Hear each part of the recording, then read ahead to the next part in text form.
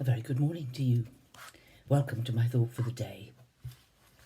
We are in Luke 22, verse 28 and 29.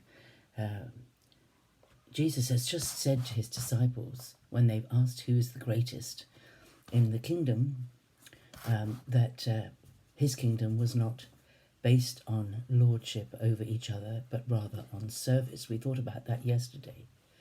But then he goes on, almost in the same breath, to talk about them sitting with him at his table in the kingdom and judging the 12 tribes of Israel.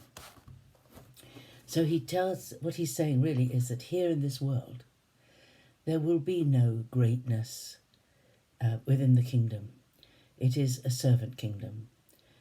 But the faithfulness shown by the servant in this world will lead, and the staying with him, this little phrase, you are the ones who stood by me or remained with me or stayed with me in my trials. They had been through quite a lot of disturbing stuff with the questions and answers of the religious leaders and everything, and all the sort of wandering around the place, and it can't have been an easy life that they had working with Jesus.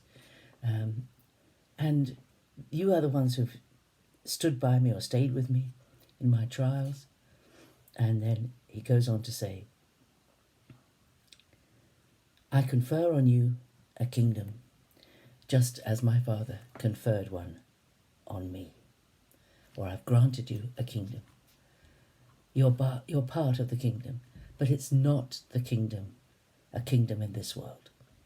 It is a kingdom in the next world. And in that kingdom you will sit and eat with me at my Father's banqueting table, and you will judge the 12 tribes of Israel.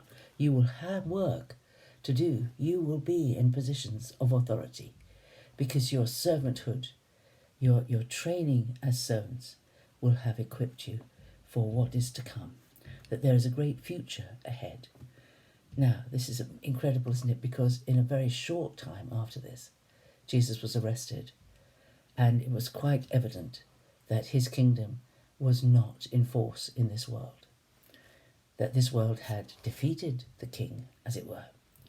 But of course, it wasn't like that at all. It was the greatest victory ever. But this promise is amazing. I am giving you a kingdom. I confer on you a kingdom.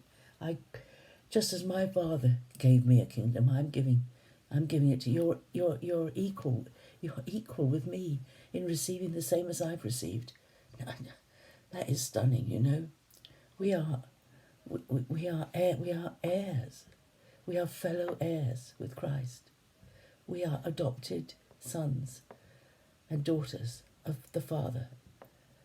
We are inheritors of the kingdom, this amazing kingdom that is not in this world. We're aliens, we're ambassadors, we are foreigners here, trying to speak on behalf of the kingdom to which we belong, and to bring people into that kingdom. But that kingdom is already ours, and it is ours for eternity. And what a wonderful thought. You know, you may think, well, nobody notices me. I do such menial stuff, and I am just like a nobody here.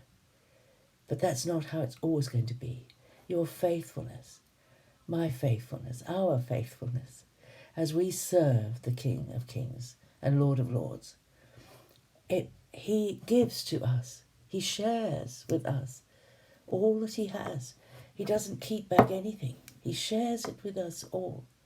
And this idea, this wonderful idea, that we will be at a banqueting table, immediately makes me think of the last couple of verses of Psalm 23, when it says, Thou preparest a table before me in the presence of my enemies.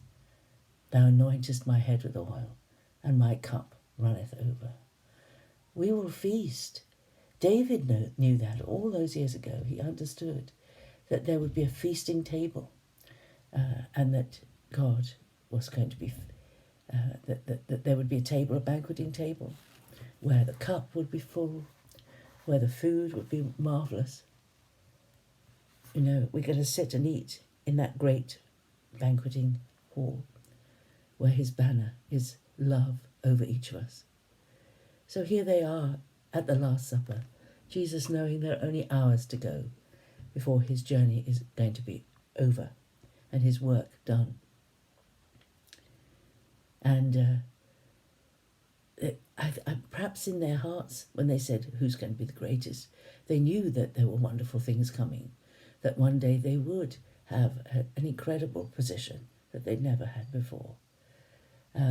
But they needed still to understand clearly that it was not going to be in this world. It was only going to be in the next. That in this world there would be difficulties, there would be troubles, there would be persecutions, there would be awful things. But if they stood with him in his trials, if we stand firm in our faith in Jesus, no matter what comes our way, when we reach that wonderful place, we will sit at the banqueting table with him. And for me, that will be enough. But there will be more, with more than we've ever dreamed of or hoped for or wanted. But not in a selfish way, in a completely, wise and benevolent and beautiful way. We will have work to do in the kingdom. We have a lot to look forward to. Look up, not down, dear friend, because the kingdom is nearer than it was when we first believed. God bless you. I hope you have a great day today, and I'll see you again tomorrow. Bye-bye.